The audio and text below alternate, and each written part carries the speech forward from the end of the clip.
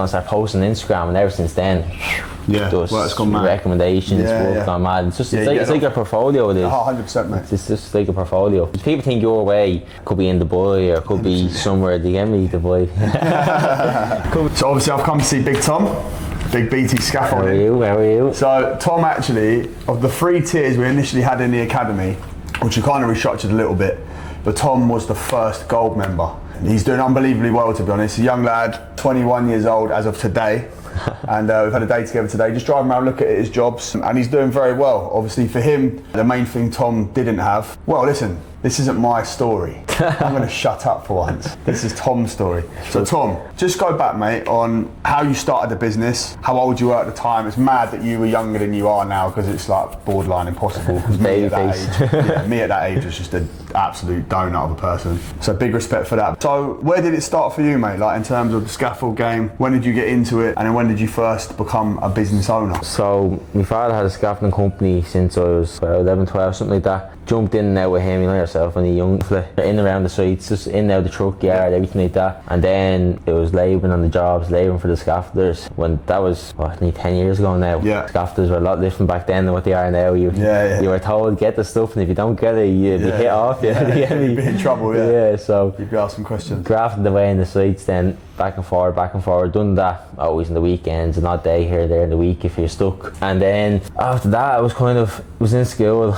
working with my uncle, actually, and grandfather. I kind of stepped out of scaffolding for a while, and then about 17 or so, got back into it, and then just fuck it, 18th birthday, started the business. Just gone from there, $5,000, bought a little pickup and bought a little bit of scaffolding, just kept rotating and investing, kept rotating, that was that. Didn't take any money out of the company for the first year and a half, 2 years. Good man. Just enough to survive on days and the food, that's that. It's the only way to do it, isn't it? It's good things to live with my mummy and daddy. Yeah, but at that age, mate, rightly so, there's people that are much older than you that are still living at home and haven't got the business you've got, so mate, it's impressive what you're doing. So from there, and then, so we're now, what I'd say, a year and a half into having a business at that point, then? Build up, jobs here. So you've not taken any money out, you're about a year and a half in. Yeah, and then how did things start to grow from there? Just kind of started. So how many men have you got on at this point? Well, I think about a year and a half in. Because I started in October, but then I saved up the money, I bought the pickup in April, then the next year after that, and bought the scaffolding after that, so say a year and a half. I think I had two, I had Jamie and Dylan that sit with me today. Good lads as well. Dylan came on board, and Jamie was with me since more or less the start of April, and then Dylan came on board into November, October, November, and then we were there, we had the 2 trucks then. Dylan was driving the little pickup, the 3.5 ton, because he hadn't got the C licence at the time. I was in the big truck, the fourth baby with the crane, and they just thought, well, you didn't get to see today. And we're tipping away doing jobs, installation jobs, nicky-nacky jobs, and then one of the days I seen Instagram, so it's going to start posting on Instagram, and ever since then, it's gone mad. Recommendations, gone mad. It's just it's like a portfolio, it is. 100%, mate. It's just like a portfolio. Well, it's like a portfolio that's marketing you all the time as well. Exactly. Someone recommends you, bang, BT Scaffolding, Instagram, look, show, oh jeez, these are good. 100%. And then obviously TikTok as well. So how long after was TikTok at the same time as? No, I only started TikTok the end of last year. Well, it's nearly a year ago actually. I know, man. It went quick, didn't it? These years aren't waiting for no one. Say a year, say 10 months to a year at TikTok, and then kind of just then working with Joe at the boost, and another big thing, Mr. Marketer, Joe. After that, I just did a boost in the big time then, and then that's where we are today. With the 2 gangs on the road, looking to get the 3rd gang on the road. And obviously, so at the minute, the thing you've got is you've got a lorry, or you've got a driver down, haven't you? So you've got a replacement there, but you've got now Dylan, we know, like you said, he's going as well, so he's got to get another replacement there. Exactly. And in Ireland, the lorry drivers are hard to come by. Oh, like hen's teeth. Dylan's leaving. Well, he's not leaving, he had to move house, so it's too far, 2.5 hour drive from the yard, so he's just going to stay scaffolding and going to find another truck driver. Another truck driver who comes in and fits the mould.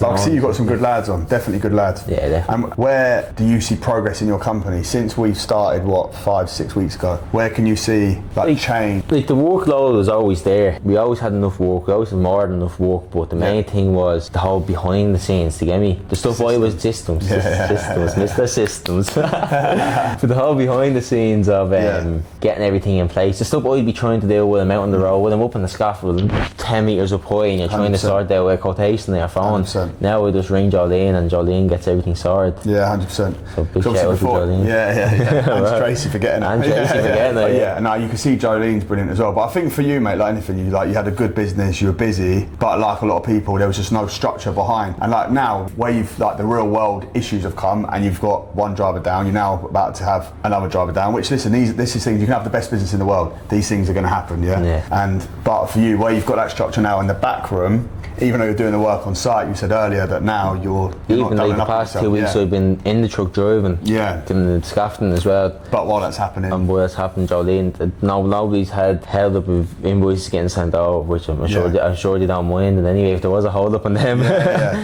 quotations, getting back to people, weekly inspections, people booking in weekly inspections, seeing where I need to go and do weekly insurance, getting all that stuff sorted, rams, everything, just everything that's 100%. involved in the background of scaffolding. And I think for Jolene, I think for her having Tracy there, where she's got access to my office, that's helped her. So you probably don't know what's needed. Do you know what I mean? Don't know what's needed. Whereas Tracy's done it all and is doing it all. Exactly. She can just put the two together. Tracy's in the background. Like working with you. What's the end goal for you? Where do you see this business? Like, where do you see? And be brave. Like, where do you actually see? Where do you want to be? Where I want the business to be is I want to be known as. I don't want the big residential jobs and the apartment blocks there. I don't want that. I want they're the lads that if a scaffold can't be done, they're the lads that come in and do the job. They're the men that can get the job done. Do you get me? Which is a name that we built at Stella. 100%. Like the techie sort of stuff. Techie jobs. Anything that involves beams, techie jobs. Anything that involves money.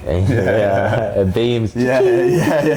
No, it's not that. They're hard work and a nightmare to do. And trying to get scaffolders that can do it is another thing. I bet over here it is a nightmare. It's a nightmare because we're system over here. You're tubing fitting, so beams is just like another day. Well, give or take what the job is. Definitely. But temporary roofs. I want to try to push temporary roofs because people don't realise how big of a help temporary roofs are. 100%, definitely. I'm trying to push them in order, but it's just the money wise because we're not tubing fitting all the time, and there's a lot involved in tubing fitting. My lads are slower at doing tubing fitting than your lads would be. So if it could be temporary, it takes your lad a day. Takes my lads 2 days. So 100%. I obviously have to pay for that. Yeah, it's a factor for that.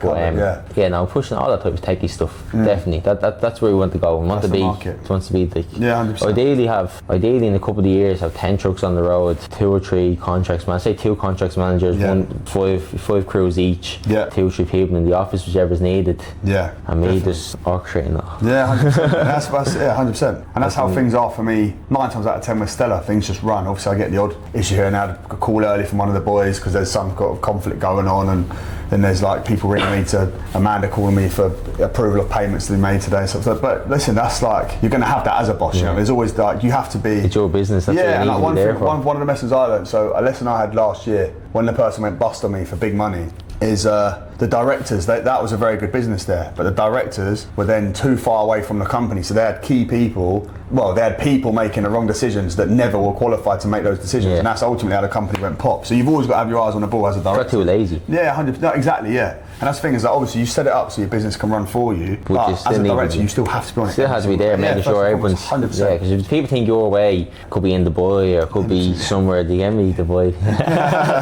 could be anywhere. People think they go, well, he's not going to know, and next of all there's 500 getting spent on stupid stuff, or 1,000 spending. That could be 10 times a month. Definitely. That's 10 grand every business. That's 100%. whatever it could be 2 or 3% of your profit margins if you're that big and you're able to go do that. Yeah, definitely. And the thing is as well, is like one of the things I would say, and that I've learned from the academy, is the scaffolding businesses are by far the hardest businesses to grow because of the assets we've got to build. And that's what I'm saying to you, like the market you're in now, although you want to go into bigger markets and better markets, and that's going to come, but it has to be a process. It can't be straight away. Yeah, you can't go from doing 500 grand to doing 2 mil in turnover, because all that asset you've got to buy, you probably end up going pop. Do you know what I mean? So like for you, it's a case of like build. Yeah, the jobs that like are quick up, quick down, get your gear back and rotate. Also, you're building along the way. But if you've got that constant rotation of gear, of material for you, that's quick turnover. They can put that 100%. Cash away, buy more, or just go and straight buy the gear. Definitely, 100%. Which is what we have been doing constantly. 100%. Straight away, go buy more gear. Yeah, that's what, mate. I'm seeing it. it. Did you finish early? Did you go into Westport and collect a bit of gear on the way home? Through. There's nothing left in the yard. Mate, listen, Stella, I think, ran for about 2 years with nothing in the yard, mate. Like, yeah, it's stressful though, isn't it? Yeah, it was. Stressful. Yeah, it is very stressful. Yeah, stressful. it's because like you're putting jobs up, and then you've got to finance that job, and then if that clears out all your yard, and something else comes in, you've now got to buy that whole job. If something else comes in, you've got to buy that job, and you're all of a sudden you're thinking this is like, but what you've got to realise when you're doing that is all you're doing is just building that asset value. And like now, like I said to you earlier, like I will send you a video when I'm next in that yard, mate. It is rammed to the brick. The racks are a joke, like fittings, fives, everything all over the place. Oh mate, it's ridiculous. Yeah, it's tidy, like ish, but it's full. It's getting to the stage now we're starting to get not tidy. Yeah, and that's like for me. The message to you is that I've done that. That's years and years of, well, not even years and years. That's like. 2 to 3 years. I'd say it's 5 solid years of buying, really, to the point where I've now got a lot of assets. Do you know what I mean? And that might be daunting to you, but mate, you're 21 years old as of today. Like, you're a baby. Do you know what I mean? Like, you've got so much time. Yeah, the business you're building, mate, is by 25 you're going to be sat. You'll be a millionaire. And yeah, mate, you're 25 years old. Do you know what I mean? Yeah, it's exciting, mate, and I'm enjoying being a part of like this bit of your journey as well, mate. And yeah, it's inspiring, and also for you as well. Your that YouTube channel, mate. That's one thing for me that has been unbelievable. So yeah, just keep pushing out. I know you've got plans in place to keep building that, but that is.